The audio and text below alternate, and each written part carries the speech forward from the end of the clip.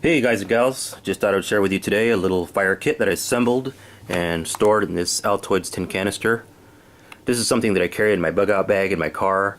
It's also something that I take with me when I go camping or on outdoor excursions, along with another larger, more equipped fire kit.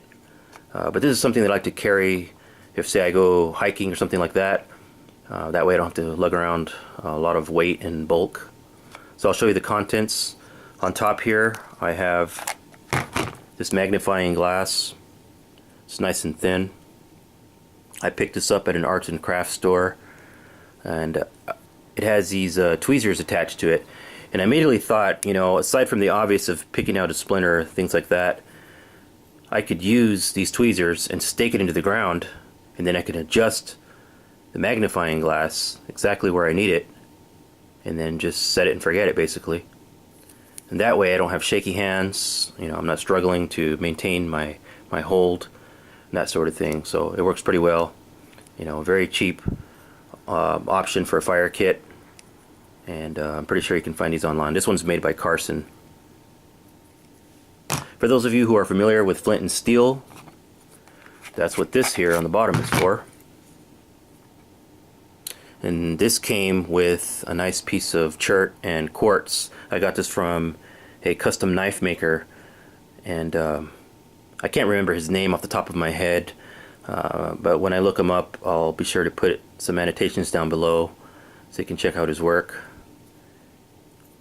It's a nice little knife, and this is made from a file. As you can see, the striations there of the file still remain there. Did nice file work here. Very nice looking knife. This could probably be used as a neck knife too. Get a nice little sheath for that. Very small. Holding the container together, I have this inner tube, which I normally have two, one on each side. Some people refer to them as Ranger bands. And of course it's rubber, so it can be used to burn. It's a nice little fire extender. Opening it up, have a basic light my fire ferrocerium rod, but you can also cut that off or just order them that way. Ferrocerium rod without a handle to save some space, different diameters, different lengths. This one's kind of small, so I just threw that one in as is. I have a trick candle, which is pretty good in windy conditions, that sort of thing. You know, it blows out, no problem, it turns right back on by itself. I have a fuel tab, which on average burns about 4 minutes. Another inexpensive option. I have in this package, which I've sealed, some cotton balls, and then I smeared them in petroleum jelly. And I clocked these. On average they burn about 1.5 minutes with about 1.5 inches high flame. So it's essentially like carrying around some flat candles. Folded up here I have some super fine steel wool, which takes to a spark very easily. Ferrocerium rod, flint and steel, that sort of thing, it's going to catch it very easily. Additionally, if you have a battery, say 9 volts, something like that, you make contact with it, because it is steel wool, you're going to have fire. I carry about 7 feet worth of jute twine.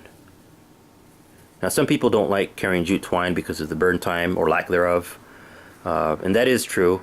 It doesn't burn very long, but you want to have, you know, a bird's nest or something like that standing by for you to transfer it once you do ignite it, because it does take to a spark very, very well. Again, with a ferrocerium rod or flint and steel, that sort of thing. And what you want to do is you want to just cut off a couple of inches, and then create a lot of surface, and it'll catch a spark very easily. So this was another inexpensive option. I bought about 100 feet at the arts and crafts store for about $3. So you know, are there better options than carrying this? Probably. You know, off the top of my head I can think of a piece of fat wood. If you can't find it out there yourself, they do sell fat wood now in stores. A lot of Walmarts, Fred Meyer's, stores like that I've seen, they have fat wood by the box, and you can just, you know, break off a little piece and carry it with you.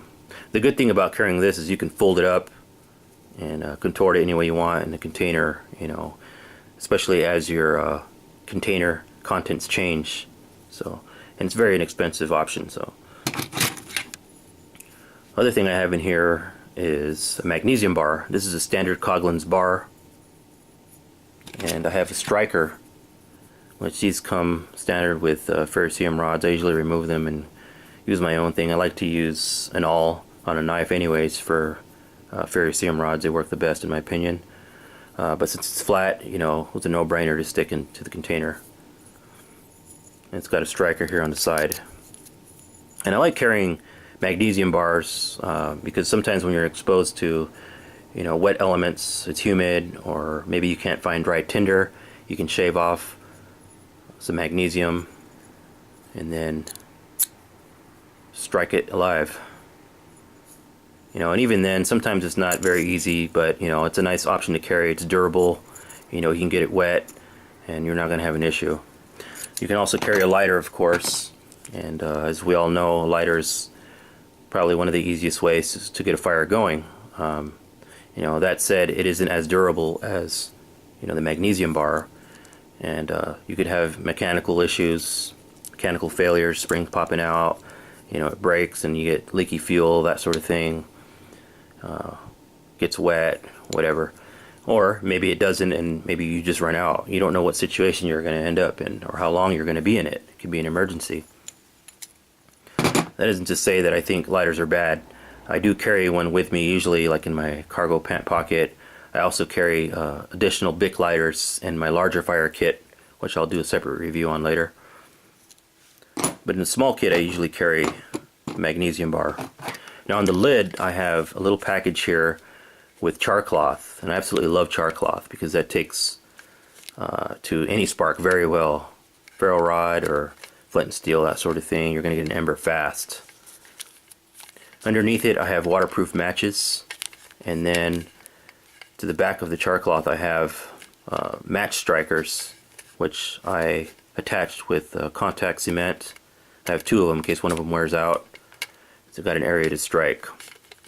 And of course, the container itself acts as a little stove and for, you know, making some more char cloth. So I know some people don't like making char cloth. They don't like the idea of ripping up clothes or a handkerchief or something like that. When I go out into the brush, you know, I almost always find something, you know, a shirt, a sock, a handkerchief, something that somebody left behind. There's always debris. But even if there isn't, if you're in an emergency situation and you've exhausted all your other options for making fire, you know, and you have a handkerchief or something like that, well, this will serve its purpose. And that's basically it for my small fire kit. I'll do another video on my larger fire kit and show you some of the things that I have in that, as well as another video on a fishing kit and a first aid supply kit, which I also use Altoid tin can for. Hope you enjoyed it, and thanks for watching. Have a good one.